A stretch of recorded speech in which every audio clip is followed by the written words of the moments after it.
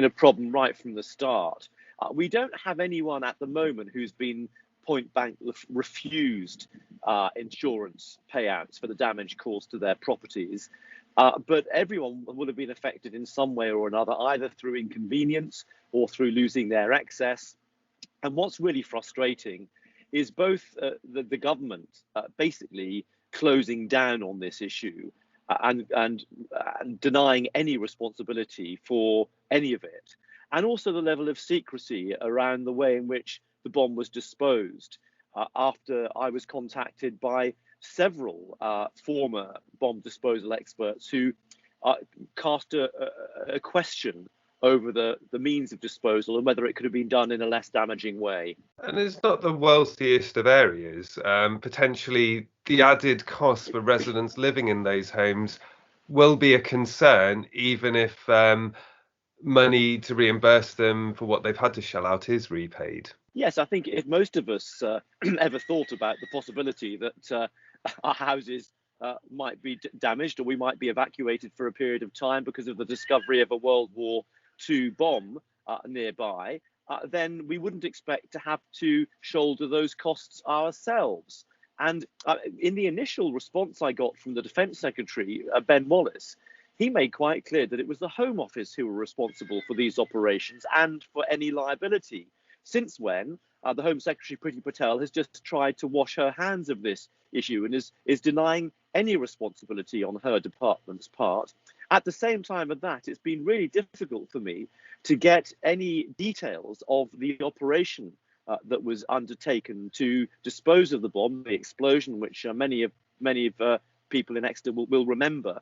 They're refusing to release the detailed report, claiming it's on national security grounds. I mean, I'm sorry, but the combination of nothing to do with us, Gov, and secrecy is raising alerts in me, and I think there's something to pursue here, which I'm not going to give up on. And how frustrated are the people that are still spending months away from their homes, or people living in apartments still waiting for repairs? What kind of frustrations have they expressed to you? It's very frustrating for people. I have to say, Exeter City Council has done a fantastic job at helping people. Although, on the face of it, Exeter City Council has absolutely no responsibility for any of this. They're the organisation that's been supporting people, helping people with accommodation, with some costs and so forth. The university has done very well at rehousing its students. And the care home affected has also had to rehouse its residents and has done so professionally and with great care. But the complete absence of any sense of care for the situation from the government is what really appalls me. And that's something that I intend to pursue over the weeks and months ahead. You personally, what would be a good resolution to this? Would you like the government, for example, to pay the enhanced claims that residents are now facing as a result of this? Well, a good outcome would be for nobody who has been affected by something which was absolutely no fault of their own and couldn't have been foreseen, for none of those people to have been affected financially. And whether that's the insurance companies paying up completely, or the government stepping in to fill those gaps.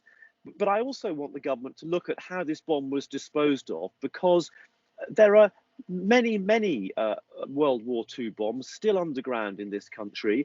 A number are disposed every year, not just in this country, but throughout continental Europe.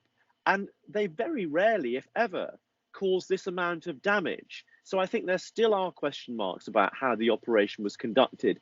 And it feels a little bit to me like a cover-up and a buck passing between government departments. The MOD won't be open about the details of the operation, and the two government departments, the Ministry of Defence and the Home Office, are trying to pass the buck between each other for any liability for those people concerned. That's just not good enough. And from your point of view, what will be the next line of questioning? Where will you go next with this to try to get answers? Take my lead, as I always have, from the residents and those affected. But I think there are definitely two avenues to pursue. One is the secrecy around the operation itself. and trying to get more information about that out of the government, perhaps through freedom of information requests or debates in Parliament or questions in Parliament. And secondly, the issue of the Home Office liability and responsibility for this. The Home Office just seems to have completely shut down on this issue, although in law, as I understand it, they are legally responsible for these sorts of sites and situations. So I think there are two avenues to pursue there. And as soon as the parliamentary situation allows that to happen, that's what I intend to do.